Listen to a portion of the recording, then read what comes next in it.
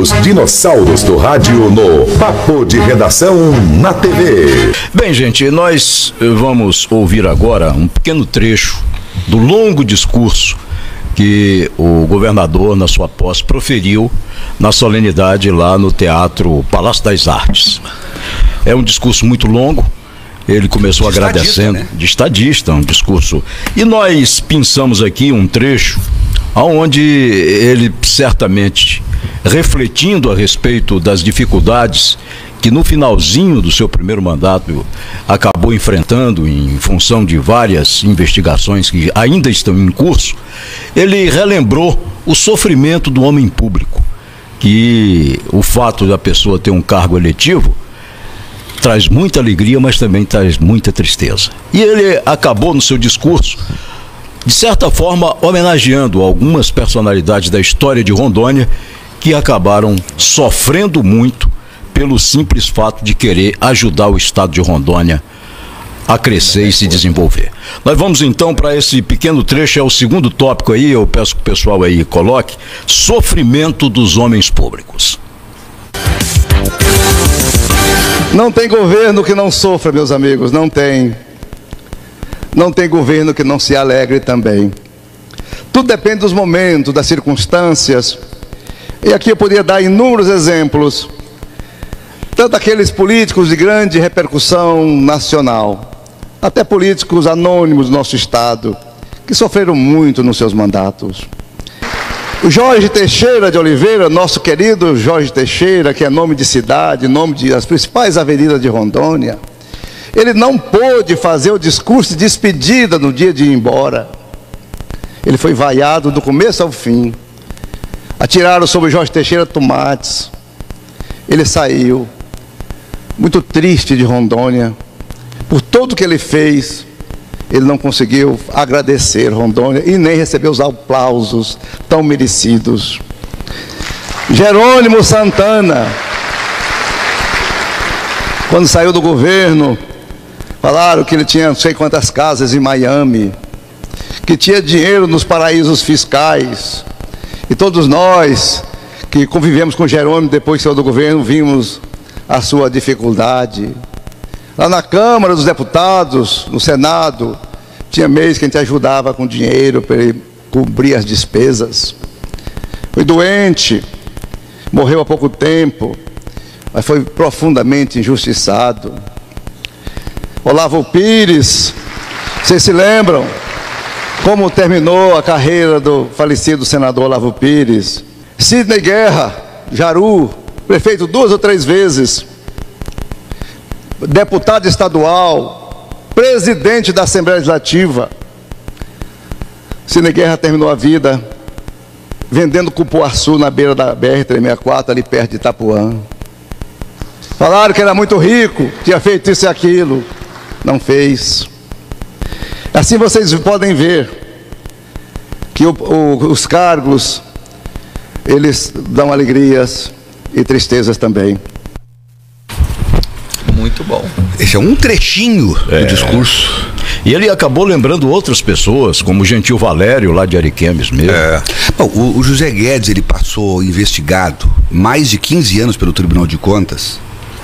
E quanto mais ele dizia que ele era honesto, mais ele recebia processo contra ele. Verdade. E o Guedes saiu da prefeitura e foi vender galinha. Eu me lembro disso. Na feira. Na feira. E outra hoje, coisa, em cima da caminhonete, e é bom que se diga, feira. ele, depois de muito esforço, muito sacrifício, muita determinação, virou hoje advogado, é um grande advogado. Cansado de pagar a banca de advogado para defendê-lo, ele resolveu estudar direito, se tornou advogado para ir fazer a defesa dele. Zé Guedes, um grande abraço. Grande abraço, Guedes. Olha, você faz falta na política. De vez em quando eu e o Everton, a gente senta aqui e fica dizendo: fulano faz falta na política. Zé, você faz Guedes. falta. Tem uns nomes agora, aí que a gente sente saudade mesmo. Tomás Correia, José Guedes. É verdade. O doutor Confúcio Moura é um homem que eu conheço aqui há muitos anos. É deputado federal. Nunca ouvi falar nada a respeito do doutor Confúcio Moura estar respondendo um determinado processo. Entrou no governo do estado e me parece que aí é que a coisa pega. Quando o homem público exerce o cargo de executivo, e não é somente ele, são os outros, são os assessores, tudo isso. Você tem toda uma estrutura. Ele falou, inclusive, um negócio bastante interessante. Eu não carrego o peso do governo do estado de Rondônia. Eu sou governador de Rondônia, é uma outra história. Mas a carga emocional é muito grande. E aquilo que ele passou no final do ano, para um homem decente, é uma vergonha. E ele se sentiu, ele falou a respeito daquele assunto, foi uma defesa, mas principalmente um momento em que o cara... Ele passou incólume 8 anos na prefeitura de Ariquemes e ele já dizia naquela época, e disse um dia pra mim, eu acho que falou pro Beni também. Exato. Vai chegar o dia em que ninguém vai querer ser governador ou prefeito. Porque o preço que se paga é muito alto. Só corroborando aí com relação à figura, à pessoa do governador Confúcio Moura, eu quero deixar bem claro aqui. O que eu conheço, o que eu sei. O resto que eu ouço aí, conheço o cidadão Confúcio Moura há mais de 30 anos. Me parece que foram 2 ou 3 mandatos como... 3 mandatos. 3 mandatos como deputado federal. 2 mandatos como prefeito da cidade de Ariquemes. Eu tenho profundo respeito e admiração por este homem. Eu nunca vi nada que viesse a depor contra esta conduta ilibada deste cidadão chamado Confúcio Moura. O que falam por aí? Olha, eu ouço isso. Sabe de quem que eu ouço essas coisas? De promotores, de juízes, de desembargadores. É isso aí. Para não dizer, né? Mas o que eu quero colocar é que a gente tem que ter um pouco de cuidado, porque essa lembrança que ele fez, e foi muito, quer dizer, ele não fez a defesa dele, mas ele deu um recado, das injustiças que se cometeram contra outros homens. O Jerônimo Santana era considerado o maior criminoso desse estado. Era o grande ladrão. Era o grande ladrão e morreu. E morreu, o Confúcio tem razão quando diz isso, ele ajudou o pessoal fazendo vaquinha pro Jerônimo Santana poder comprar remédio no final da vida dele. Pagar despesas. E aí passaram a vida toda dizendo que o Jerônimo tinha casa em Miami, que era vizinho do Ayrton Senna. Não, ainda tinha essa precisão cirúrgica. Fazendas cinematográficas e por aí vai. Bom, eu acho assim, ó, com relação ao governador, Everton, com relação ao governador, eu assino embaixo. Agora o governo tem problema. Não, o governador pessoalmente, tem problemas. O governador pessoalmente tem direito de dizer o que ele disse. Ele é um homem que tem direito de dizer o que ele disse. Agora, eu quero dizer que tem muita gente que não tem direito de dizer nada parecido com o que ele disse. Ele disse um negócio. Olha, o Everton foi mais uma vez brilhante. O governo tem problema. Tem. Agora outra coisa, para encerrar, o governador fez um apelo. E aí ele foi muito aplaudido, para encerrar mesmo, porque o tempo está esgotando. Ele fez um apelo dizendo o seguinte: eu pedi para a minha Secretaria de Segurança Pública me grampear e grampear todo o governo. Isso. Porque eu não quero mais ter o desprazer da Polícia Federal vir lá de Brasília para entrar aqui.